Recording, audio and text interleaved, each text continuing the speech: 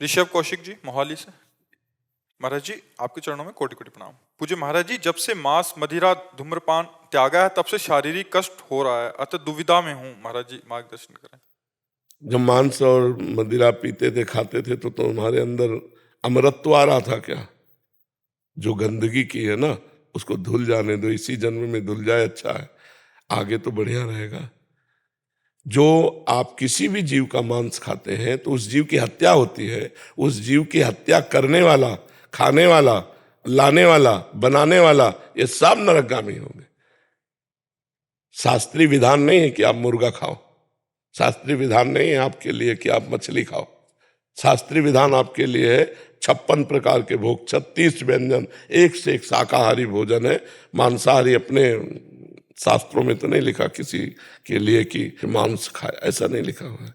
मांसाहारी जैसे कहे कि हम नहीं खाएंगे तो ये संसार में ये जीव बढ़ जाएंगे, नहीं नहीं, एक झटके में अरबों खरबों जीव अंतर्ध्यान हो जाता है, एक झटके में। हर जीव का विधान है, वो इतने दिन जिएगा अपने आप मर जाएगा। आप उसको उस विधान से अलग, तो फिर आपके द्वारा किया हुआ अपराध है। तो भगवान कृपा करे, नाम जप करो और ये हिम्मत रखो कि जो कष्ट आएगा हम सह लेंगे, जो कष्ट आएगा हम सह लेंगे। हम अब इस जन्म में अब पाप नहीं करेंगे, जो गंदगी हुई उसे पवित्रता से सह लेंगे। महाराज जी एक तर्क और देते हैं कि कल किसने देखा, खूब खाओ पियो ऐश करो। कुछ लोग होते हैं विनय से संभलते हैं, कुछ लोग होते हैं उपदेश से संभलते हैं, कुछ होते सामदान दंड नीति जो होती है ना, कुछ लोग दंड से सुधरते हैं। तो आप ये समझो भगवान आपको स्वस्थ रखे तो बड़ी कृपा की है। आप अपना काम बना लो, ज्यादा अहंकार मत करो। जैसे पत्ते में लटका हुआ बूंद गिरेगा गिरेगा, जैसे पानी का बुलबुला फूटेगा फूटेगा, अंजुली कस के पकड़ के पानी बांध लो, वो निकल ही जाएगा। ऐसे ही तुम्हारी आयु चली ही जाएगी, चाहे गंदे आचरण करो चाहे अच्छे आचरण करो। अच्छे आचरण करोगे परिणाम अच्छा होगा, गंदे आचरण करोगे परिणाम गंदा होगा। अब जो कुछ आ रहा है उसे सह लो। देखो इस जन्म में हमने जानबूझकर किसी जीव को कष्ट तो नहीं दिया होगा, भूल से कोई पैर पड़ जाए, कोई जीव कष्ट पा गया होगा, वो बात अलग है, लेकिन भयानक कष्ट हमें मिल रहा है। अब ये किसी जन्म का पाप है स्टॉक, बोले देखा जाएगा आगे। तो को भगवान की शरण में तो न रुपये की चिंता है, न दवा की चिंता है, न जीने की चिंता है, न मरने की चिंता है। नहीं, यही चिंताएं हमें मार देती। नहीं, भगवान की शरण में, इसलिए सह जाओ। माता जी राधा रानी के चरणों में आ गए हैं जी। हाँ बिल्कुल, अब सह जाओ। नहीं वो मस्ती ठीक नहीं, जो कल हमको हानि दे वो मस्ती ठीक नहीं। अंकिता जी मेरठ से। राधा वल्लभ श्रीहरिवंश। राधा वल्लभ श्रीहरिवंश। महाराज जी, महाराज जी अगर माया भगवान के अधीन है तो भगवत भजन में लगे प्राणियों को क्यों घेरती है? जब तक अहंकार पूर्ण रूप से समर्पित नहीं हो जाता तब तक ये माया बाधा पहुंचाती रहती है। और जब अहंकार भगवान के चरणों में समर्पित हो जाता है तो माया बाधा नहीं, माता की तरह दुलार करती है। भक्तों के जीवन में दो पक्ष होते हैं, एक होता है जब तक अहंकार शेष रहता है तब तक परीक्षा होती रहती है, और जब अहंकार पूर्ण समर्पित हो जाता है तो गोद में ले लेते हैं। कोई भी भक्त का जीवन आप पढ़ के देखो, उसमें दो पार्ट होंगे, एक होगा उनकी कड़ी परीक्षा और एक होगा उनका फला फूला जीवन, बड़ा आनंदमय जीवन, बड़ा प्रकाशमय जीवन। तो अहंकार जब तक बना रहता है तब तक ये माया फिर प्रश्न करती है। जैसे देवऋषि नारद जी भक्त है, एक बार उनको अहंकार हो मैं काम विजयी हूँ, तो भगवान ने रचना रच दी, फिर वो बड़े विचित्र दशा हुई, कथा कई बार सुना चुके हैं। तो जब भक्त के हृदय में अहंकार रहता है तब माया का प्रभाव रहता है, और जहाँ अहंकार रहित हुआ तो भक्ति ही भक्ति है, माया है नहीं। अहंकार चाहे अभी समर्पित कर दो चाहे पीट के समर्पित कर देना, समर्पित हुए बिना माया पीटती रहेगी। काम क्रोध लोभ मोह मद मत्सर ये अहंकार में ही आते हैं, अहंकार रहित हृदय में नहीं। तो भक्तों को सताती कहाँ, में बताओ कहाँ सता रही? जी कभी भजन में बहुत मन लगता है, बहुत अच्छे से भजन होता है, मन शांत होता है, फिर धीरे धीरे परिस्थिति बस किसी कारण बस भजन कम होने लगता है। अगर भजन कम हो तो भक्त किस बात का? हमें बात बताओ, हमें सबसे अच्छे प्यारे भगवान लगे और सबसे बड़े भगवान लगे और सबसे महत्वशील भगवान लगे, तो अब हमका कौन सी ऐसी वस्तु व्यक्ति स्थान है जो भगवान से अलग कर दे? कमी हमारी है। हमने भगवान को इतने नीचे स्थान पर रखा है, और भक्त कहलाते हैं अपने को, कि अगर अच्छा भोजन मिल जाए तो भगवान को छोड़ देंगे। अगर हम भोजन में रुचि पूर्वक पा रहे हैं, भगवान का विस्मरण हो गया तो छोड़ दिया ना। छोटे से किसी घटना में भगवान को छोड़ देंगे, किसी व्यक्ति से बात करने में भगवान को छोड़ देंगे, तो हमने भगवान को पकड़ा कहाँ है? त्रिभुवन की राज्य लक्ष्मी देने पर भी जो आधे पल के लिए भगवान को ना भूले, उसे भगवत भक्त कहते हैं। त्रिभुवन की राज्य, तो अभी भक्त कहाँ हुए? ये हमारी मना स्थिति है कि हम भगवान को बहुत नीचे स्थान पे रखें। अब हमें बताओ, इस बात को चिंतन करके बताओ। कोई व्यक्ति मिला, उससे बात के भगवान को भूल गए, तो व्यक्ति श्रेष्ठ हो गया ना, भगवान हल्के हो गए ना। भोजन अच्छा मिला, भगवान को भूल गए, भोजन श्रेष्ठ हुआ ना, भगवान हल्के हो गए ना, भगवान उससे नीचे हो गए ना। कुछ रुपया पैसा, लेन देन, खान पान, भोग सुख सामग्री, जब ब्रह्मादिक के भोग सब विश्रम लागत ताई, नारायण ब्रजचंद की लगन लगी है जाए। त्रिभुवन का कोई भोग, कोई सुख भगवान का विस्मरण ना कराए तो उसे भक्त कहते हैं। अब बोलो, ऐसे भक्त पर क्या परेशानी है? महाराज जी, गृहस्थ जीवन में अगर किसी भोजन बनाते वक्त या अतिथि के आ जाने पर, गोपियों को जानते हो क्यों महापुरुष कहा गया? गोपियों को बड़े बड़े संत, बड़े बड़े परमहंस, उनकी चरण वंदना, कि वो हर कार्य में भगवान का स्मरण करती थी। हम रोटी बना रहे हैं, कृष्ण कृष्ण कृष्ण कृष्ण, राधा राधा राधा राधा राधा, क्या परेशानी? हम परोस रहे हैं, सामने भगवान देख रहे हैं, अपने रिश्तेदार, अपने अतिथि, अपने परिवारजनों को बड़े प्यार से पवा रहे हैं, प्रभु इस रूप में पा रहे हैं, राधा अंदर चल रहा, क्या परेशानी? महत्व बुद्धि ना होने के कारण। महाराज जी अभी ऐप में जैसे रिमाइंडर आ गया 15 मिनट पे, तो महाराज जी अगर 15 मिनट, ये क्या होता है? राधा नाम का रिमाइंडर लगा दे कि जैसे आप कहते हैं ना 5-5 मिनट में नाम जप करें, तो तो एक करता होगा। ऐप में हमने वो डाल दिया है। अच्छा। महाराज जी आपकी आवाज में वो राधा वल्लभ श्री हरिवंश हर 15 मिनट, हाँ, तो वो जुड़े रहे। अगर हमारी एक इंद्री जुड़ी ना, श्रवण इंद्री, तो भी हम जुड़े हैं, प्रभु से जुड़े हैं, और ये निरंतरता चलती रहेगी तो कोई माया नहीं। महाराज जी पूरा प्रयास करते कि बस अभी नाम जप ही करना, नाम जप करना, कि हाँ हर श्वास के साथ में नाम जप करना। देखो बच्चा, हम समझ रहे हैं तुम्हारी बात, क्योंकि ये प्रश्न तुम्हारा नहीं, लाखों का प्रश्न है। ये लाखों का प्रश्न है कि हम प्रयास करते हैं लेकिन असफल रहते हैं। क्यों? क्योंकि अभी नाम में हमारी उतनी महत्व बुद्धि नहीं है बच्चा। हमारी जो भोगों में महत्व बुद्धि है, हम जहां छूट दे देते हैं, जहां सुख बुद्धि कर लेते हैं, वहां हमारा मन जाएगा, और जहां बिल्कुल कि नहीं, तो आज तक नहीं गया। नहीं तो चिंतन कैसे हो गया? चिंतन ही नहीं होगा। तो हमारा महत्व बुद्धि भगवान में, भजन में उतनी नहीं है, इसीलिए हमारा मन, प्रयास हम करते हैं, लेकिन जहां जहां सुख बुद्धि है वहां वहां मन जाता है, तत्काल अपहरण कर लेता है। तो हमें लगता है कि हम धीरे धीरे अभ्यास बढ़ाते रहें तो हमारा मन भोगों से, जब तक भगवान को हम महान नहीं मानेंगे तब तक निरंतर भजन नहीं होगा।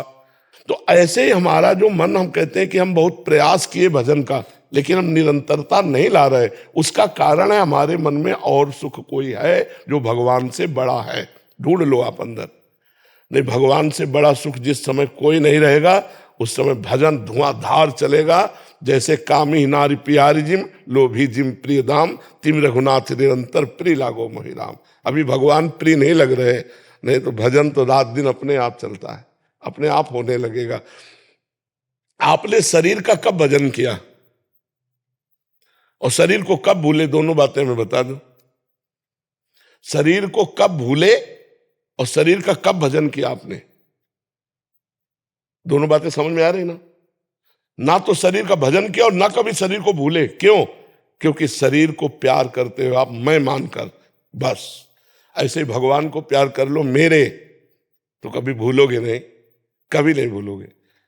जैसे हम सो के उठे, फिर हमें समझना पड़े कि मैं कौन हूं, मैं पुरुष हूं, मैं स्त्री हूं, मैं कहाँ हूं, ऐसा कुछ नहीं। उठे अपने कार्य में थक गए, क्यों? भूले ही नहीं ना। लेकिन भगवान को भूल जाते हैं यार, आधा घंटा से भगवान को भूल गए। क्यों? क्योंकि भगवान अभी शरीर के बराबर प्रिय नहीं है, अभी भोगों के बराबर प्रिय नहीं। ये खूब अंदर की मनन की भी बात हम आपको बता रहे, लिखी पढ़ी बात नहीं। जिस दिन भगवान का स्थान सबसे ऊंचे होगा, उस दिन भगवान का भजन निरंतर होगा, बिना प्रयास के होगा, अनायास होगा। अब ये सत्संग सुनते सुनते संसार के भोगों से राग रहित हो और भगवान को सर्वोच्च स्थान पर रखो, तो हर समय यह जो परे हुए सहज स्वभाव श्री हरिवंश नाम रस चाओ नाव सुदृढ़ भव तरन को स्वभाव बन जाएगा। राधा राधा श्री हरिवंश राधा वल्लभ श्री हरिवंश स्वभाव बन जाएगा। राजेंद्र दास जी, जी जय सीताराम। महाराज जी, आपके चरणों में कोटि कोटि दंडवत साष्टांग प्रणाम। महाराज जी, कुछ समय पहले भजन करने में बहुत आनंद आता था, चिंतन भी अच्छा बनता था। अब भजन तो होता है पर पहले जैसा आनंद कहाँ गया, ना चिंतन बन रहा है। महाराज जी मार्गदर्शन करें। दो बातें इसमें हो सकती है, ढूंढ लेना। पहला, किसी वैष्णव का अपराध बन गया, मानसिक शारीरिक वाचिक, उससे हो जाता है। और दूसरा, कोई गलत आचरण, कोई गलत चिंतन, कोई गलत भोजन, तो उसके प्रभाव से ऐसा हो जाता है। अन्यथा आनंद बढ़ना चाहिए, घटना नहीं चाहिए। चिंतन बढ़ना चाहिए, घटना नहीं चाहिए। ये दो जगह ढूंढ लेना, भोजन गलत, चिंतन गलत, आचरण गलत, या किसी वैष्णव अपराध। इन दो डिपार्टमेंट, एक अपनी तरफ से गलती, एक वैष्णव की तरफ दोष दर्शन। इन दो से ही भजन में हानि होती है, नहीं तो बिना भजन के भी आनंद आता है। हम भगवान की शरण में इस बात से कितना सुख मिलता है। कोई यहाँ का पदाधिकारी आपसे को नंबर दे दे केवल कि कभी जरूरत पड़े और हाथ मिला ले, दोबारा जिंदगी में फोन ना उठावे तो छाती फुलाए घूमोगे। और अनंत ब्रह्मांडों का मालिक कह रहा है योगक्षेमम भाम्यहम केवल अनन्यस चिंतयन्तो माम, हम उनके दास है, फिर हमारे हृदय में उदासी हो, शोक हो, ऐसा कैसे हो सकता है। हर समय आनंद बढ़ता रहेगा, हर समय एक प्रफुल्लता रहे, मेरे प्रभु मेरे भगवान, और यही मेरे पास है, हर समय मेरे आस पास है। कहो सो कहाँ, जहां प्रभु ना आए तो आनंद की कमी क्यों। या तो हमारे द्वारा गंदा आचरण कोई, या फिर हमारे द्वारा कोई वैष्णव अपराध। वही गंदा आचरण में खान पान व्यवहार देखना सुनना भोगना, इनको देख लो, और या फिर कोई संत महात्मा के प्रति दोष दर्शन, तो भजन रुक जाएगा। ओम प्रकाश जी, मध्य प्रदेश। राधे राधे। राधे राधे महाराज जी, आपके चरणों में कोटि कोटि प्रणाम। गुरुदेव, जब हम पूर्णतः निष्पाप हो जाएंगे तो हमारा शारीरिक और मानसिक व्यवहार संसार के प्रति कैसा होगा। भगवत स्वरूप, स्वयं में भी भगवत भाव और सामने भी भगवत भाव, भगवदाकार वृत्ति रहती है। जो अभी हमारी भेद बुद्धि रहती है ना, नानात्व की, स्त्री पुरुष उत्तम अधम ऐसा रहता है ना, फिर एक भगवदाकार वृत्ति रहती है, वो अनुभवगम्य है, वाणी के द्वारा नहीं बताई जा सकती। जैसे कामी पुरुष को सिर्फ काम का ही चिंतन स्वाभाविक होता है, लोभी पुरुष को धन का चिंतन होता है, क्योंकि महत्व बुद्धि धन की है, महत्व बुद्धि वहाँ भोग की है। ऐसे महत्व बुद्धि यहाँ श्री भगवान की है, और भगवान सर्वत्र है। ये अनुभव उसको, जब भगवान की लीला कथा सुनी जाती है, नाम जप किया जाता है, नाम कीर्तन किया जाता है, तो अंतःकरण भगवदाकार हो जाता है। अब वो जिधर देता है, पृथ्वी में, आकाश में, जल में, वायु में, अग्नि में, या जड़ में, चैतन्य में, जहाँ देखता है वहाँ अपने भगवान दिखाई देते हैं। वो भगवत भाव से व्यवहार करता है। निष्पाप महापुरुष की स्थिति भगवदाकार होती है। एक संत जा रहे थे जो निष्पाप थे, तो उनको कुछ उद्दंड लोग थे, तो उन्होंने उनको मारा। एक घटना है, तो उनके ऐसे सब खून निकल रहा था, और पीट के चले गए। कुछ उद्दंड लोग होते हैं। तो एक डॉक्टर गाड़ी से निकल रहा था, तो देखा अरे संत, तो गाड़ी में बैठाला, अपने अस्पताल ले गया। वहाँ उनकी सब पट्टी सबकी गर्म दूध पिला रहा था, और पुलिस बुला ली थी। तो पूछा, महाराज जी आप सच्ची बताना, आप जानते उन लोगों को जिन्होंने मारा है। उनका हाँ जानते हैं। कौन हो? बोले आप ही तो हो। बोले महाराज जी की मानसिकता बिगड़ गई लगता है। बोले प्यारे अब छुप नहीं सकते, आपने ही मारा, आप ही लाए, और आप ही दूध पिला रहे हो, और आप ही पूछ रहे हो। मतलब वो भगवदाकार वृत्ति। तो फिर वो तो घबरा गए डॉक्टर कि हमको बेमतलब फंसा देंगे। फिर दूसरे जो भागवतिक विचार वाले थे, जो उनसे प्रश्न उत्तर किया, तो उनको समझ में आया तो भगवदाकार वृत्ति में है। आप ही मारने वाले हो, आप ही दूध पिलाने वाले हो, दूसरा कोई नहीं है। ये भाव, सिर्फ भगवतमयी वृत्ति, जिधर देखो उधर। जैसे निष्पाप हृदय हो गया नामदेव जी का, तो रोटी पका रहे थे विट्ठल भगवान के भोग के लिए, तो घी लेने अंदर गए, इधर सब रोटी कुत्ते ने मुंह में उठाई और चल दिया। तो आप घी का कटोरा लेके पीछे दौड़ रहे, प्रभु रुक जाओ, घी चुपर देने दो, सूखी मत खाओ, नाथ आप सूखी मत खाओ। कुत्ते के पीछे नाथ नाथ, हे प्रभु हे प्रभु। तो विट्ठल भगवान कुत्ते से प्रकट हो गए, क्योंकि कहो सो कहाँ जहां प्रभु नहीं। तो जिसकी भगवदाकार वृत्ति होती है वो विद्या विनय संपन्ने ब्राह्मणे गविहस्तनी सुनीच सुपाके चा पंडिता समदर्शिना। विद्या विनय संपन्न ब्राह्मण में अर्थात परम पवित्र में, कुत्ते में, चांडाल में, हाथी में, गाय में, वो एक ही परमात्मा को देखकर व्यवहार करता है। समदर्शिना, सब जगह अपने प्रभु को देखता है। निष्पाप हृदय का लक्षण ये है। समझ पाए आप? बाबा एक अपराध हो गया मेरे से। मैं आप यहाँ से चरण पादुका लेके गया था आपसे, आपका प्रसाद करा के। उसमें क्या है, सितारे हैं और वो गढ़ रहे हैं, तो मेरे को लग रहा कि मेरी वजह से आपको गढ़ रहे हैं, मेरे को सितारे पादु महाराज जी वो मोती लगे होंगे तो इनको लग रहा होगा कि अपनी भावना में कि गुरुदेव पहन रहे होंगे। महाराज जी की मेरे वजह से आपको नहीं, तो उसमें आप उसमें भाव बदलो, उसमें भाव ये बदलो कि महाराज जी का एक्यूप्रेशर जब होना होता है तो इसमें चल भावना ही तो करनी। महाराज जी का स्वास्थ्य बिगड़ा है तो ये भगवान ने इसलिए लगा दिए कि वो जब ये पहनेंगे तो उनका एक्यूप्रेशर हो जाएगा, बस हो गया। आपको मेरी वजह से आपको कांटा चुभ जाए, मैं जैसे नहीं, आपका भाव बहुत सुंदर है, भगवान आपके भाव की रक्षा करे। हम भाव वही है जो निगेटिव न जाने पाए, पॉजिटिव ले आवे। हर भाव को पॉजिटिव ले आवे। भक्त का लक्षण होता है हर भाव को सकारात्मक लेना। अब ये है कि हर समय तो आप बराबर प्लेन पहनते हो और कुछ समय खुरदरी पहनोगे ना तो आपका एक्यूप्रेशर हो जाएगा। ठीक है गुरुदेव भगवान, आप समझ गए, आप क्यों ऐसे ही लाए, बस हो गया। जाने से पहले मेरे को भेज दीजिएगा जी, किसी भी जोड़ी में भेज दीजिएगा, लेकिन आपके बिना मैं नहीं रह सकता महाराज जी। बहुत बहुत सुंदर भाव है, पर इसमें यह है कि भगवान का खेल होता है, जब जाना होता है तभी जाना होता है। इसमें ऐसा हो नहीं सकता वह अलग अलग भेजा जाएगा। तो इसलिए हमें लगता है राधा राधा राधा राधा जपे, और जब तक श्री जी रख रही तब तक रखे, जब बुला ले तो बुला ले, ऐसा रखे। आचार्य पंकित गोयल जी, राधे राधे। महाराज जी क्या हमारे कर्म से किसी की पीड़ा कम हो तो क्या ये ईश्वर विधान में बाधा है? नहीं, ईश्वर विधान है तभी आप उसकी पीड़ा कम कर सकते हैं, ऐसे कर ही नहीं सकते।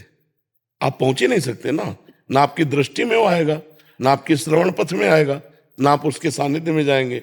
जैसी हो भवतव्यता तैसी बने सहाय, आप ना आवे ताई पर ताई तहां ले जाए। अगर आपके द्वारा किसी का हित होना तो आपको दिखाई देगा, अरे ये तो दुख की स्थिति में आप टूट पड़ेंगे। तो ये उसका विधान था, बस उतना ही दुख भोगना था। अब उससे सुख का संविधान था जिससे आपको मिला दे। ये नहीं कि कोई बीमार पड़ा है तो हमारे अंदर ये विचार आवे कि अगर हम इसकी औषधि कराई तो भगवान इसे दुख देना चाहते हैं, दुख के विधान में हम कहीं बाधा तो नहीं, ऐसा नहीं। भगवान ने आपकी दृष्टि पथ पे लाए, श्रवण पथ पे लाए कि यार वहाँ बीमार आदमी एक पड़ा है, आप चलेंगे क्या? तो इसका मतलब है भगवान आपके द्वारा पहले विधान निश्चित कर चुके हैं उसके दुख निवृत्ति का। समझ रहे ना जी? रुचिता जी पुणे से। महाराज जी आपके चरणों में कोटि कोटि प्रणाम। गुरुदेव भगवान, आपको सुनने से पहले मेरे मन में अनंत कोटि ब्रह्मांड नायक श्री कृष्ण को जानने के सवालों का चक्र सा दिमाग में घूमता रहता था। आप कहते हैं कि भगवत प्राप्ति के बाद भक्त के मन में कोई इच्छा नहीं रह जाती, वो केवल भगवान की सेवा भक्ति और प्रेम में डूबा रहता है। तो क्या भगवान अपने भक्त के उन सभी प्रश्नों से पर्दा हटा देते हैं या उसे भगवत प्राप्ति के बाद की स्थिति में ही पर्दा हटता जाता है, भगवत प्राप्त होता जाता है। भगवत प्राप्ति इतनी थोड़ी है, इतनी भी नहीं, समुद्र है, अगाध समुद्र है। पूरे जीवन भगवत प्राप्ति होती रहती है। नवम नवम नवम नवम अनुभव, नवम नवम भगवान के। इसीलिए भक्त कभी ऐसे थोड़ी होता कि अब पूर्ण हो गया, वो सदैव अपने में अपूर्णता का अनुभव करता है। क्योंकि अथाह अनंत अगाध असीम परमात्मा, अगर हम जान गए तो अनंत को अंत पा गए ना, तो फिर अनंत कैसा? असीम अगाध अनंत परमात्मा पूरे जीवन जानते जानते जानते जानते व्यतीत हो जाता है। फिर भी वो वेद जब नेति नेति कहते हैं तो कोई ऐसा, भगवान शेष जी अपनी 2000 जिह्वा से भगवान का यश गाते हैं लेकिन कभी पूर्ण नहीं हुआ। भगवान अनंत है, इसलिए कोई अंत नहीं पा सकता। वो अनाद है, वो अकाल है, वो अनंत है, वो महिमा में है। तो अभी जैसे भगवत प्राप्ति हुई, भगवत प्राप्ति का मतलब बोध हो गया, और वो जीवन भर बोध बढ़ता रहेगा, जीवन भर बढ़ता रहेगा। उसमें थोड़ी था कि हम पूरा देख लिया, नहीं, वो अनंत है, उसे कोई पार नहीं पा सकता। अगर आपने देखा तो अपनी बुद्धि के क्षेत्र को देखा, परमात्मा के क्षेत्र को नहीं। परमात्मा तो अनंत है। सीपी में कहीं समुद्र आ सकता है क्या? सीपी समझते हैं ना, समुद्र किनारे होती है वो, इतनी बड़ी 2 ढक्कन, ऐसे सीपी में समुद्र आ सकता है? हमारी बुद्धि सीपी है, परमात्मा समुद्र है, वो कैसे आ सकता है? तो पूरे जीवन भर लगे रहे तो समुद्र की थापा लेंगे क्या सीपी से उलीचने में? ऐसे हम पूरे जीवन भर बुद्धि लड़ाते रहे, क्या परमात्मा का पार पा लेंगे क्या? जी। सात्विका पांडे जी, राधे राधे। आपके चरणों में कोटि कोटि प्रणाम महाराज जी। महाराज जी, मृत्यु इस संसार में बिल्कुल सत्य है, हम कैसे इसे प्राकृतिक रूप से दर्द और भयमुक्त बना सकते हैं? नाम जप करो, भगवान की लीला कथा सुनो, भगवान की सेवा करो, जिससे अंतःकरण पवित्र हो, तो ये ज्ञान हो जाए कि मृत्यु है ही नहीं। किसका प्रश्न है? मृत्यु किसकी है ही नहीं, मृत्यु किसी की नहीं है। पंचभूत आकृति बिखरी, पंचभूतों में मिल गए, जीव मन 5 ज्ञानेंद्रियां 5 कर्मेंद्रियां, इनको लेकर के आगे यात्रा शुरू की, कुछ नहीं मरा, ट्रांसफर हुआ, ट्रांसफर हुआ। 5 तत्व अपने तत्व में मिल गए, जीवात्मा इंद्रिय और मन के साथ आगे निकल गए। मृत्यु किसकी है? हाँ, जो देहाभिमानी जीव है उसको ज्ञान ना होने के कारण देह की भयंकर पीड़ा जब प्राण निकलते हैं उस समय उसे महसूस होती है। तो अगर हम भजन कर लें, भगवान की कृपा प्राप्त कर लें, तो जैसे मतवाले हाथी के गले से छोटी फूलों की माला टूटकर गिर जाए, उसे पता नहीं चलता, ऐसे ही भक्त की जब मृत्यु होती है तो उसे कोई कष्ट नहीं होता। मरने से सब जग डरा, मेरो मन आनंद, कब मरी हो कब भेटी हो पूर्ण परमानंद। मृत्यु कब है? उसको होता है जो अज्ञानी है और जो शरीर आसक्त है और जो भोगों में रत है। जो भगवान में रत है, जो भक्तिवान है, जो ज्ञानी है, उसे कष्ट नहीं होता। समझ रहे ना? हाँ बिल्कुल नहीं। क्यों, आपको डर है क्या मृत्यु का? महाराज जी, जैसे हमारा शरीर है, जब एक चींटी काटते हैं तो हमें शरीर में ही दर्द होता है, तो इसीलिए वैसे ही मृत्यु। क्योंकि शरीर में आसक्त हो। देखो बच्चा, जैसे हम इस कपड़े में आसक्त हो और कोई इसे जरा सा फाड़े तो मुझे दर्द होगा ना? क्या मैं ये हूं क्या? नहीं ना। जिसमें आसक्त हो गया हूं, जैसे अभी हमें घटना सुनाई दे कि मथुरा में एक्सीडेंट हुआ, 5 लोग मरे, तो अपने लोग कहेंगे ना, क्यों डिस्टर्ब करते हो, सत्संग चल रहा है, बेमतलब की बात करते हो। बोले नहीं, उसमें तुम्हारे मौसिया थे। अच्छा, अब आ गए, क्योंकि तुम्हारा कोई था, अब हवा निकल गई, अब दिमाग खराब हो जाएगा। हमारा जहां कहीं भी दुख का लेस भी है वो संबंध से है, और शरीर को संबंध क्या मैं ही मान लिया? अब इस अज्ञान को हटाए बिना कष्ट तो लगेगा ही नहीं, तो कष्ट तो इस शरीर को भी है। दोनों किडनी फेल है, हर नस नाड़ी पीड़ा दे रही है, लेकिन आपको लग रहा है कि मैं परेशान हूं। क्यों? क्योंकि शरीर में कष्ट है और मैं प्रभु में हूं, तो बड़ा अंतराय है। कष्ट होते हुए भी नहीं है क्योंकि प्रभु में हूं। अब शरीर में होते तो अस्पताल में पड़े होते, प्रवचन थोड़ी कर रहे होते। तो अगर हम भगवान की भक्ति करें, भगवान के द्वारा प्रदत्त कृपा और ज्ञान में रहे, तो शरीर के आए हुए कष्टों को हम सह सकते हैं। एक दवा में इतना पावर है कि यहां इंजेक्शन लगा दो, यहां काटे, तो मैं देखते हुए भी परेशान नहीं होऊंगा, क्योंकि एक दवा ने मेरी त्वगेंद्री को शून्य कर दिया। तो क्या भगवान में इतनी ताकत नहीं? क्या भगवान नाम में इतनी ताकत नहीं जिन्होंने दवाओं में ताकत दी है कि हम उनका नाम जप कर रहे हैं, भारी से भारी कष्ट है पर हम विचलित नहीं है, क्योंकि भगवान हम पर कृपा किए। तो हम इसीलिए कहा भक्ति, भक्तिमान हो या ज्ञानी, दो ही मृत्यु पर विजय प्राप्त कर सकते हैं, अन्यथा सबको पिसना होता है। चलती चक्की देख के दिया कबीरा रोए, और 2 पाटन के बीच में साबित बचा न कोई। तो चलती चक्की देख के दिया कमाल ठठाए, और राहे सहारे कील के तो बाल न बाका जाए। पूरी चक्की चलती है, उस दाने का बाल बाका नहीं होता जो कील के समीप सरक गया, वो समूचे बना रहता है। कील कौन है इस संसार रूपी चक्की के? भगवान।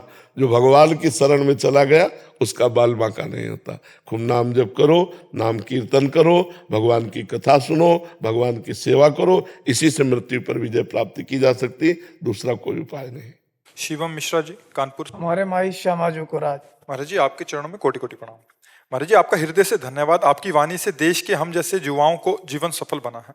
महाराज जी, आंध्र प्रदेश में एक कह रहे हैं कि नेवी और आर्मी की एक अभ्यास चल रहा था, जिसमें एक आर्मी टैंकर के अंदर बैठे देश के सैनिक को यूट्यूब पर सत्संग सुनते देखा। वो पल देखकर ऐसा लगा कि आर्मी टैंकर नहीं मानो वृंदावन धाम हो, ऊपर तोप का गोली और नीचे महाराज जी की बोली। कह रहे उस दिन मतलब अलग सा लगा। और ऐसे ही महाराज जी आप। हाँ महाराज जी, सब आपकी कृपा है, जहाँ रह रहे वहीं वृंदावन धाम आपकी कृपा से अनुभव हो रहा है। ऐसे ही कृपा बनाए रहे। आप खूब नाम जप करो और सच्चाई से जो सेवा मिली है वो भगवान की पूजा मान के करो, इसी में विजय मिलती जाएगी। जो सेवा मिली है उसे भगवान की पूजा मानो, चाहे गोली चलाना हो और चाहे कोई सानी हो, चाहे व्यापार हो, चाहे नौकरी हो, ये सब सृष्टि भगवान की है। सेवा मान के करो, नाम जप करो, बहुत आनंद में। गलत आचरण करने से ठीक नहीं है। जो हमें कर्तव्य कर्म मिला है अगर हम सही ढंग से करें तो भगवान उसी से प्रसन्न हो जाएंगे। भगवान ने 4 परिवार के लोग दिए हैं तुम्हें, उन्हीं को प्यार करो, उन्हीं को अच्छे से पालो पोषो, उन्हीं में भगवान को देखो, तुम्हारा मंगल हो जाएगा। क्योंकि भगवान यही चाहते हैं। आपको गृहस्थ बनाया, आपको एक देशभक्त बनाया, आपको एक किसान बनाया, या आपको एक व्यापारी बनाया। आप अपने अपने कार्य को अच्छे प्रकार से करो तो बढ़िया भगवान प्रसन्न हो जाए। भगवान एक पिता है यार, वो स्वार्थी आदमी थोड़ी है कि तुम उनका भजन करो तो तुम्हें प्यार करेंगे। समझ रहे हो कि नहीं? वो एक पिता है, पर अगर आप भजन करोगे तो आपकी बुद्धि शुद्ध रहेगी और आप सही कार्य कर पाओगे। भगवान तो अब भी आप पर प्रसन्न है। भगवान तो घोर पापी पे भी प्रसन्न है। भगवान कभी बुरा करते हैं क्या किसी का? अपने कर्म कर रहे हो, वही तुम्हारा बुरा कर रहे हैं। तो हमें लगता है कि हम अपने कर्तव्य को पूजा माने और नाम जप करें तो जहां भी हैं हम आनंदित तो रहेंगे। तो ये माया का खेल है, बहुत सावधान, धर्म से चलो तभी आनंद का अनुभव होगा। गजानन श्रीमंत शिंदे जी। महाराज जी, आपके चरणों में कोटि कोटि प्रणाम। महाराज जी, क्या ध्यान किए बिना चित्त की वृत्ति जानी जा सकती है? नाम जप और ध्यान में क्या अंतर है? नाम जप से जानी जा सकती है। चाहे जप करो, चाहे सुमिरन करो, चाहे ध्यान करो, आंतरिक वृत्ति से ही तो होता है। जैसे हम बैठे, हम राधा राधा जप रहे हैं अंदर, तो अंदर की वृत्ति से ही तो जप रहे। चित्त वृत्ति का संसार में ना जाने देना। उसे चाहे नाम में लगाओ, चाहे भगवान के रूप में लगाओ, चाहे भगवान के सुमिरन में लगाओ, उसे भगवान में लगाओ, किसी तरह लगा लो। वो ध्यान ही कहा जाता है। जैसे हम राधा राधा हमारा ध्यान वहाँ लगा है ना आंतरिक, तो हम नाम का ध्यान कर रहे हैं, कोई रूप का ध्यान करता है। ध्यान उसी परमात्मा का हमें करना है, जप उसी परमात्मा का करना है, गान उसी परमात्मा का करना है, तो हमारा मंगल होना शुरू हो जाए। वो एक ही बात है, अंतर से संसार का चिंतन छूटना और भगवान का चिंतन होना, यही खास बात है। वो चाहे जिस रूप में हो, खास बात यह कि किसी भी रूप में हो। मान लो भगवान की कोई बात सोच रहे हो आप, लीला की, भगवान के रूप का चिंतन कर रहे हो, भगवान की सेवा का चिंतन कर रहे हो, ये सब वही चिंतन है, परमात्मा चिंतन ही है। ये ध्यान नहीं माना जाएगा। गुरु जी, जैसे सिखाया जाता है कि सांसों को ध्यान रखने का या शरीर को पूरा इसको ध्यान देने का। भैया, इसके ध्यान को छोड़ना है, खास बात समझो। ये प्रारंभ में बताई जाती है कि सांस ऊपर जा रही, सांस नीचे जा रही, इसके साथ नाम चलाओ, मंत्र चलाओ। केवल सांस ध्यान से कोई मतलब नहीं होगा, सांस तो आई जा रही है। ऊपर गए कितने नाम जप किए, नीचे छोड़ा कितने नाम जप किए, खास बात यह है। भगवत चिंतन खास बात है। भगवत चिंतन हो रहा, सब सार्थक है। और ऐसे बैठे रहो, भगवत चिंतन न तो किसी काम का नहीं, ठूठ का ठूठ है। भगवत चिंतन खास बात है। भगवत चिंतन हमारा लक्ष्य समझो। अगर सत्य चिंतन हो रहा, परमात्मा चिंतन हो रहा, भगवत चिंतन, तो आप खड़े हो तो आप बढ़िया हो। ठाड़े बैठे परे उताना, कबीर काहे हम राहे ठिकाना। ठिकाना अर्थात परमात्मा चिंतन। हमारा परमात्मा चिंतन होना चाहिए। समझ रहे आप? ये सब बाहरी बातें हैं, कुछ नहीं। क्या होगा? मरोगे तो क्या होगा? श्वास चिंतन हो रहा था, परमात्मा चिंतन हो रहा था क्या? हमारी सदगति परमात्मा चिंतन से होनी कि श्वास चिंतन से होनी? श्वास का चिंतन करने को इसलिए कहा जाता है तुम्हारा मन एकाग्र हो। अब श्वास में क्या चिंतन कर रहे हो, इस पर ध्यान दिया? सांस में चिंतन ये हो रहा है कि जानकारी पा रहा हूँ। जब मैं किसकी जानकारी? मेरा स्वभाव अगर चिड़चिड़ा हो जाता है, कोई गुस्सा आ जाता है, सांसें बढ़ जाती है। और वही ये कुछ नहीं है यार, कुछ नहीं है। तुम सांसों की बात, 1400 वर्ष का चांगदेव योगी था जो ज्ञानदेव जी के समीप गया। तुम तो श्वास है केवल गिनने की बात करो, उसने मृत्यु के समय समाधि लगा के पार कर दिया मृत्यु के समय। 1400 वर्ष का ज्ञानदेव जी ने यही कहा, तो कोरा है अभी, 1400 वर्ष का है लेकिन कोरा है अभी, परमार्थ में बच्चा है, तो किसी काम का नहीं। हम जो कह रहे हैं उसको बात समझो। राम कृष्ण हरि, जय जय राम कृष्ण हरि। भगवान का नाम कीर्तन, भगवान का नाम जप, भगवान की गुण लीला श्रवण, भगवान का चिंतन, यही सार्थक है, नहीं सब बेकार है। जोग कुजोग ज्ञान अज्ञानु, जहां नहीं राम प्रेम प्रधानु। भगवान का प्रेम प्रधान चित्त वृत्ति नहीं तो सब बेकार हो गया। सब खास बात है भगवान का चिंतन। आराम से बैठ जाओ, श्वास प्रश्वास का चिंतन, उसमें भगवान का नाम चिंतन, तो बढ़िया जीवन हो। आप करके देख लो ना, करके देख लो, कोई घाटा थोड़ी लग जाएगा। हाँ, भगवान का चिंतन जी। राधे राधे महाराज जी। महाराज जी, मैंने आपके सत्संग में सुना है कि जब कोई हमें कष्ट देता है तो वो प्रभु की ही लीला होती है ताकि हमारे प्रारब्ध नष्ट हो। तो हमारे प्रभु कष्ट देने वाले मनुष्य से नवीन पाप कर्म क्यों कराते हैं, जबकि वो तो मंगल। अगर ये मान रहे हो कि प्रभु ही आके हमारे पापों का प्रायश्चित करा रहे हैं, तो क्या परेशानी है? तुमसे व्यक्ति क्यों मान रहे हैं? वो एक यंत्रवत कठपुतली जैसा है, वो चल रहा है प्रभु से, वो आया है हमें पावन करने के लिए। उससे नवीन कर्म नहीं बनते, हमारे प्रारब्ध का भोग हो रहा है। बस हमें ये सोचना है, मेरे प्रभु आकर के मुझे मेरे प्रारब्ध का भुगतान करवा रहे हैं। उस व्यक्ति से नवीन कर्म नहीं बनेगा, क्योंकि वो मेरे प्रारब्ध को भुगता रहा है। समझ रहे ना? हाँ, तो हम उसके प्रति क्यों सोचे? हम तो अपने क्षेत्र में सोचे, हमारे सोचने का क्षेत्र है अपना, उसका नहीं। हमने उससे झगड़ा नहीं किया, हमने उसका अहित नहीं किया, और वो आकर हमको गाली देता है, अपमान करता है, प्रतिकूलता, तो हम भगवान का प्रसाद समझकर सह लेते हैं। उसका क्या होगा ये मुझे नहीं देखना। वो कौन है? मेरे भगवान है, बस खत्म खेल। नहीं तो बढ़ता चला जाएगा ना प्रश्न, फिर क्यों। हम बिल्कुल वही इंड कर देते। सामने वाला आया हुआ भगवान है, मेरे पापों का प्रायश्चित कराने के लिए वो नाटक कर रहा है प्रतिकूलता का, हम सह लेते हैं, बात बन गई, खत्म। महाराज जी, बट वो कष्ट सहने का सीमा क्या होना चाहिए?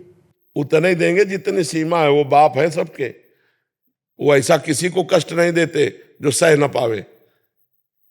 और हम आपको बताए, जीव अविनाशी है, इसलिए सब कुछ सह सकता है, सब कुछ सह सकता है, हद से ज्यादा सह सकता है। ऐसे देखो, एक सुई ऐसे जान के गड़ाओ तो कष्ट का होता है ना, और देखो घटनाएं घट जाती हैं, हाथ पैर चिथड़ा हो जाते हैं, सब सह लेता है, सब सह लेता है। जीव भगवान का अंश है, उसमें इतनी सामर्थ्य, वो सब सह लेगा। आप सहन करते रहो, उतना वो देंगे ही नहीं जितना आप सहन न कर पाओ। सबके पिता हैं, वो सबकी माता हैं, भगवान सब कुछ जानते हैं। तो हमें लगता है कि जब हम, अब जैसे कोई माता बहन बिरला होगी जो गर्भपात, जो भ्रूण हत्या, आप विचार करो, ये छोटा मोटा पाप है? एक आपके आंगन में खेलता हुआ बच्चा को कोई थप्पड़ मारे आकर के, तो आप आग बरस जाएगी आप में, आप आग हो जाएंगी। हमारे बच्चे को कैसे मारा? और तुम्हारे गर्भ रूपी आंगन में बच्चा है या बच्ची है, आप उसको मरवा देते हैं। ये क्या है? ये दंड नहीं आएगा? ये जब दंड आएगा ना, तब फिर जब कर्म का फल जब आता है, तब जीव भगवान को कोसता है, अरे वो अनजान बच्चा तुम्हारे गर्भ में पल रहा है, तुम ऐसी गलती क्यों की, क्यों आने दिया? अगर आ गया है तो चाहे कमजोर हो चाहे बुद्धिमान हो, आने दो उसको। मृत्यु लोक में आएगा, वो अपने कर्मों का भोग भोगेगा, साथ में मेरे जो कर्म है वो भी भोग लेंगे हम। तो हमें लगता है हम लोगों से ऐसे ऐसे पाप हुए हैं, ऐसी ऐसी गलतियां हुई, जिनका जब दंड आता है तो लोग कहते हैं भगवान ने क्या बिगाड़ा था, उन्होंने ये कर दिया। हमारे कर्म ही हमको बिगाड़ते हैं, कोई हमारा। महाराज जी, इस शरीर के प्रति की आसक्ति किसी और स्त्री में है तो हाँ, ये तो पूरे संसार का खेल बच्चा चल रहा है। पिता के तरफ मार्गदर्शन करें, हमें क्या करना चाहिए? अब हम इस विषय में इसलिए बहुत पीड़ित हैं हम खुद, कि हमारे नए नए बच्चे बॉयफ्रेंड गर्लफ्रेंड ये सब जो कर रहे हैं, यही दशा होगी जो तुम बोल रहे हैं। मान लो आप सात्विक हैं तो आप ऐसे नहीं, वो दूसरे रोता क्यों? Breakup boyfriend, breakup boyfriend, breakup girlfriend, breakup girlfriend, तो ब्रेकअप हस्बैंड दूसरे से। संसार का जो स्वरूप चल रहा है यही जो तुम रो के कह रहे हो, वही हम यहाँ उपदेश में कहते हैं कि ये बच्चों ऐसी गलती मत करो, क्योंकि तुम गृहस्थी को नाश कर दोगे। अब मान लो पति पत्नी प्यार से चले, कितना बढ़िया जीवन निर्वाह हो, अब वो दूसरे पे, तो तुम्हारी अगर पवित्र दृष्टि है तो तुम जलो बैठे बैठे, और अगर अपवित्र दृष्टि है तो तुम दूसरे को वरण कर लिया। तो बड़ी समस्याएं हैं बहन, ये जो आज हमारे समाज में फैल रहा है, girlfriend boyfriend live in relation, बहुत नरक है। और ये बहुत आगे चलकर यही गतियां लाने वाला है, ये जो आपकी गति है ना, यही लाने वाला। हमें लगता है भगवान का नाम स्मरण करो, भगवान का भरोसा रखो और तुम पवित्र रहो, तुम इधर उधर दृष्टि मत डालना। भगवान जो जैसा कर्म करता है उसको भोगना होता है। आप पवित्र रहो, नाम जप करो, भगवान सबका सहयोग करते हैं, भगवान सबको सहयोग करते हैं।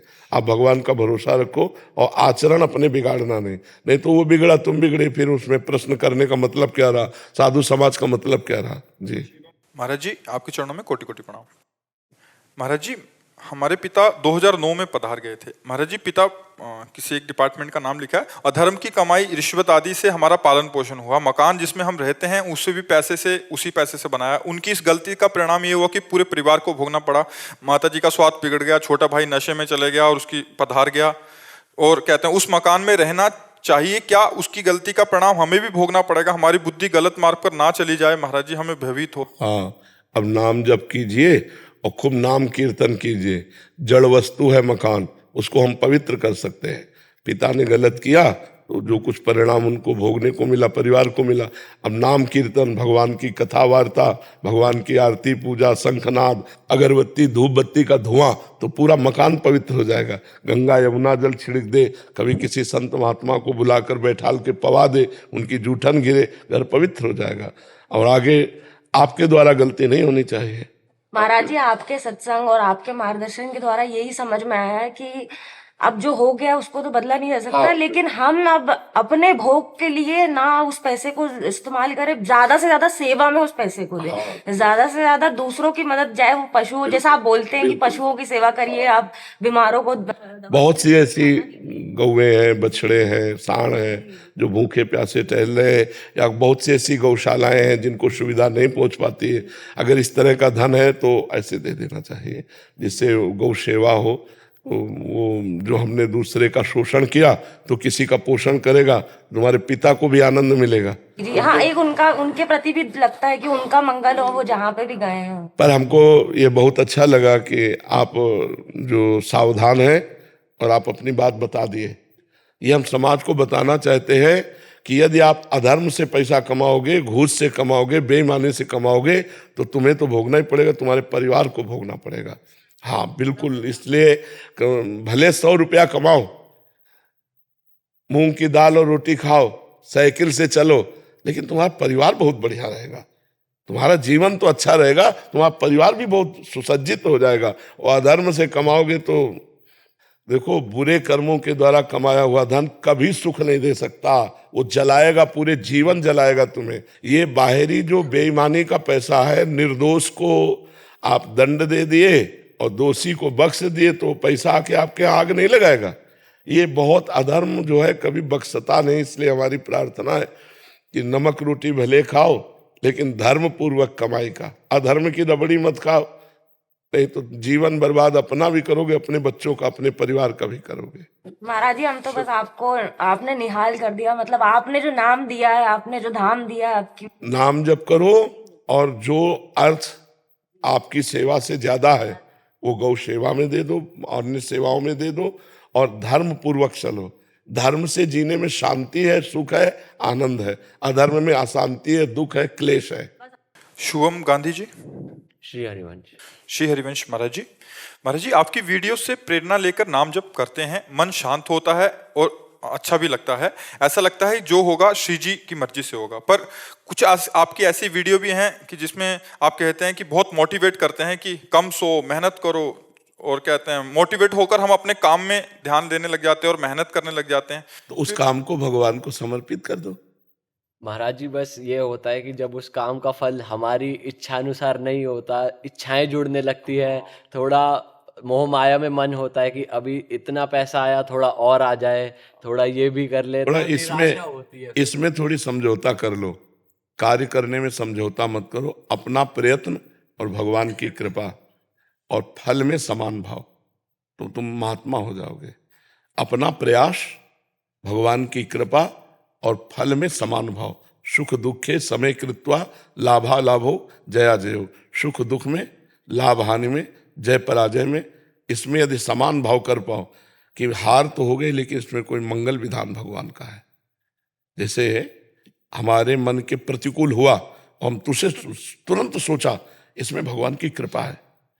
यार मन कहेगा कृपा क्या है, लाभ मिलना चाहिए, हानि हो गया तो अकृपा हो गई। नहीं, पक्का कृपा। मुझे समझ में नहीं आ रही, लेकिन जो लाभ मिलने से हानि होनी थी उससे मैं बच गया, हानि होने से कृपा का अनुभव होगा। जैसे एक मंत्री थे, वो सत्संग करते थे, तो सत्संग में उन्हें पता चला कि जो भगवान करते हैं वो सब अच्छा करते हैं, और शरणागत भाव ले लिया और फिर ये सुना कि शरणागत का भगवान हर विधान स्वयं करते हैं। तो जो कुछ हो, तो बस वो एक शब्द सीख गए थे, बड़ी कृपा, बड़ी कृपा। तो एक दिन राजा शिकार खेलने गया, तो उसका अंगूठा कट गया, प्रत्यंचा खींच के, तो चूक हो गई, तो सट से अंगूठा उड़ गया। उनका मंत्री, हमारा अंगूठा कट गया। बोले बड़ी कृपा, बड़ी कृपा। बोले मेरा अंगूठा कट गया? कह रहे भगवान की बड़ी कृपा, उठाओ इसको जेल में डाल दो। बोले ये भी बड़ी कृपा भगवान की। बोले मंत्री पागल हो गया है, कहा मंत्री पद से जेल में? कह रहा भगवान की कृपा। अंगूठा कट गया? कह रहा भगवान की कृपा। प्रतिकूलता में भगवान की कृपा। अब वो राजा थे, आज भी ऐसे ऐसे डॉक्टर हैं कि आपका हाथ कट जाए और कुछ समय है, उस समय तक यदि वो उसको, तो वो कार्यरत हो जाएगा। तो तुरंत अंगूठा उनका जोड़ा गया। वो तो वैद्य रहते थे और वो कार्यरत कुछ दिनों में हुआ, और वो शिकार खेलने गए। कुछ सैनिक उनके साथ थे, वो तो पीछे रह गए, वो आगे निकल गए। उधर दूसरे देश के राजा ने नर बलि का संकल्प किया था कि अगर लड़का हो जाएगा तो नर बलि देंगे। तो नर बलि की खोज करे तो देखा राजा, बोले इससे बढ़िया नर कौन होगा, मनुष्यों में श्रेष्ठ है, बंदी बनाओ इसको। और वो अकेले थे, बंदी बना लिए गए, वहां ले गए। तो नर बलि उसी की दी जाती है जिसके तनिक भी कहीं खरोच न लगी हो, संपूर्ण। तो जो ही उनको, अरे बोले तो नर बलि लायक नहीं, अंगूठा इसका कटा जोड़ा हुआ है पर अंग भंग है, तो नर बलि लायक नहीं, छोड़ दिया। बड़ी भगवान की कृपा। जब अंगूठा कटा था तो मंत्री ने कहा था भगवान की बड़ी कृपा। अगर भगवान की कृपा से अंगूठा न कटा होता तो आज गर्दन कट जाती। ये मंत्री ने तो ये सही कहा था कि भगवान, लेकिन वो जेल में सड़ रहा है, ये कौन सी भगवान की कृपा। वापस गए, मंत्री को बुलाया और कहा कि हमारा अंगूठा कटा था ना, तुमने कहा था बड़ी भगवान की कृपा। तो वास्तविक मंत्री, भगवान की बड़ी कृपा, लेकिन तुम जेल में सड़ रहे हो तो क्या। तो बोले आप बताइए तो कि आपके ऊपर कैसे कृपा का अनुभव हुआ। तो बताया पूरा कि अगर अंगूठा न कटा होता तो आज बलि दे दी जाती हमारी। तो बोले महाराज हमारे ऊपर विशेष कृपा, क्योंकि मैं आपका मंत्री हूं। सैनिकों के घोड़े पीछे रह सकते थे लेकिन मैं साथी होता और साथी पकड़ा जाता। आप तो अंगूठा कटने से बच गए, मेरी तो उड़ा दी जाती तो मुझे भगवान ने जेल में। तो भगवान का हर विधान मंगलमय होता है, चूंकि पर्दे में रहता है इसलिए हम जान नहीं पाते। हमें लगता है हम जैसा चाहते हैं वैसा हो जाए तो मंगल है, भगवान ने जो चाहा तो वो हमारे अनुकूल नहीं पड़ा, ऐसा हम अल्प बुद्धि। लेकिन अगर फाइनल में देखें तो जो भगवान कर रहे वही हमारा मंगल विधान है। मंगल विधान भगवान के द्वारा, क्योंकि भगवान का नाम मंगल भवन अमंगलहारी। तो अमंगल कैसे हो सकता है। अगर हम ऐसा विचार करें तो हम जीत में भी प्रसन्न रहेंगे और हार में भी खुश रहेंगे। हम सुख में दुख में, लाभ और हानि में समान रहेंगे। समझ रहे हो। शिवम मलिक जी। राधे राधे महाराज। महाराज जी, मैं भगवान को बहुत मानता हूँ। महाराज जी ये कह रहे हैं कि ये अलग अलग मंदिरों में, जैसे कभी नीम करोली बाबा चले गए, कभी कहीं की तीर्थ में चले गए, तो क्या हर जगह जाना जरूरी है, सबको खुश करने जरूरी है, या जैसे हम ये कह रहे हैं कि एक एक डाल में पानी छिड़को, एक एक पत्ते में छिड़को, और या मूल में दे दो, तो उत्तम कौन सा रहेगा। मूल में दे दो, क्योंकि उसमें डाल पत्ते में सब में पहुंच जाएगा। तो एक जगह कहीं मान करके कि मेरे भगवान है, मेरे परम ब्रह्म परमात्मा है, सब वही एक ही है। एको ब्रह्म द्वितीयो नास्ति, दूसरा है ही नहीं। तो किसी एक को पकड़ लो, एक है साधे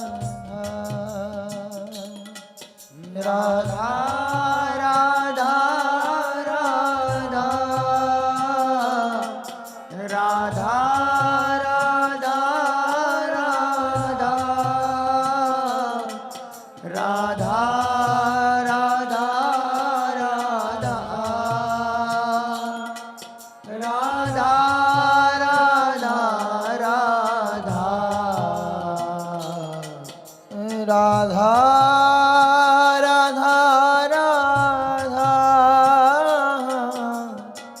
राधा राधा राधा राधा राधा राधा राधा राधा